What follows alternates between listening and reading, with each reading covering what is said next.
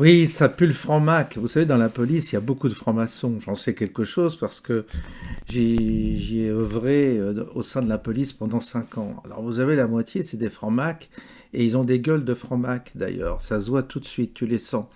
Tu les sens, c'est des êtres rampants qui servent le système et qui sont toujours du côté, bien entendu, de celui qui matraque le peuple et qui est très très très très souple, très tolérant vis-à-vis de la vraie délinquance, vis-à-vis du narcotrafic, etc.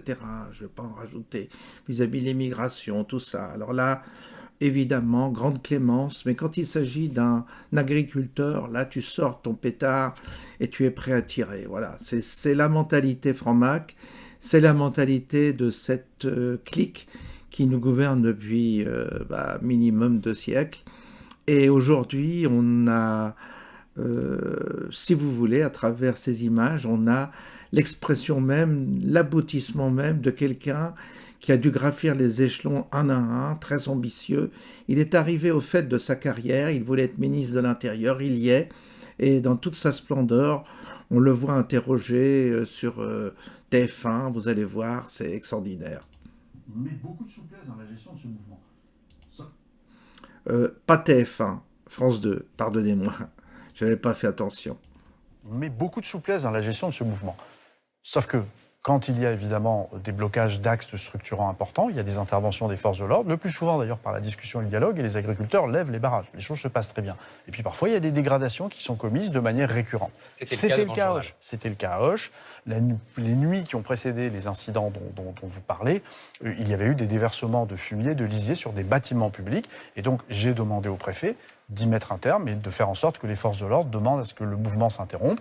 Un certain nombre de policiers ont vu un engin aller dans leur direction et ils ont effectivement sorti leurs armes pendant quelques secondes. Ils les ont immédiatement rangées quand l'agriculteur a obtempéré aux injonctions qui étaient faites. Et donc, évidemment, je ne saisirai pas l'IGPN. Et quand une image choque, il ne faut pas au moins ouvrir une enquête, histoire de mettre tout à plat, de voir qu'il n'y a pas de problème ? J'ai demandé un rapport aux fonctionnaires de police qui étaient présents, au préfet qui était présent. Et donc, je pourrais considérer qu'il y a une enquête administrative à mon niveau et que je ne saisirai pas l'IGPN de cette action. Voilà, je considère que l'action était carrée, il n'y a pas eu d'incident. Et je veux rappeler le contexte global dans lequel nous gérons ce mouvement. Il ne faut pas considérer, au vu de ces quelques secondes, que c'est l'image, enfin la façon dont nous gérons ce mouvement, cette crise agricole. Vraiment, nous la gérons avec beaucoup de souplesse et je crois que les représentants syndicaux en conviennent. Les représentants syndicaux sont peut-être aussi francs-mac, ils se retrouvent tous dans les mêmes confréries. Et tout cela fait partie de la même cuisine. Alors vous avez, bien entendu, tu sors pas ton arme comme ça. C'est le b.a.-ba même de la réglementation. Tu ne sors pas ton arme de poing, tu le sors pas comme ça.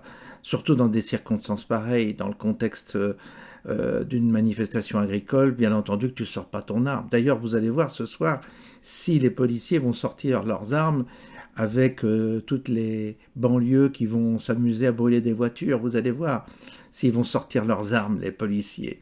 Non, mais il nous prend vraiment pour des cons, mais la gueule de l'emploi, je les connais, ces gens-là, je les ai fréquentés de près, je vous assure, ils sont indécrottables, c'est de la mauvaise foi, c'est tout ce qu'on peut redouter comme anguille. C'est épouvantable, ces gens-là sont épouvantables, je les ai fréquentés, je les ai eus comme chef de service.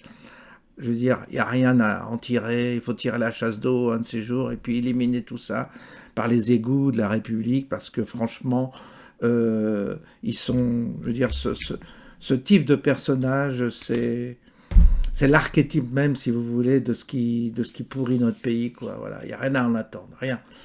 Voilà, bon, c'est tout ce que j'avais à dire, j'ai déversé ce que je devais dire parce que je les connais et je veux vous assurer que non, Il n'y a rien à en tirer. Et vraiment, ces gens-là, il faut s'en méfier parce qu'ils sont terribles avec les gens honnêtes, les citoyens honnêtes, et ils sont très laxistes vis-à-vis de la délinquance, il faut le savoir. C'est leur logiciel interne, ils sont comme ça.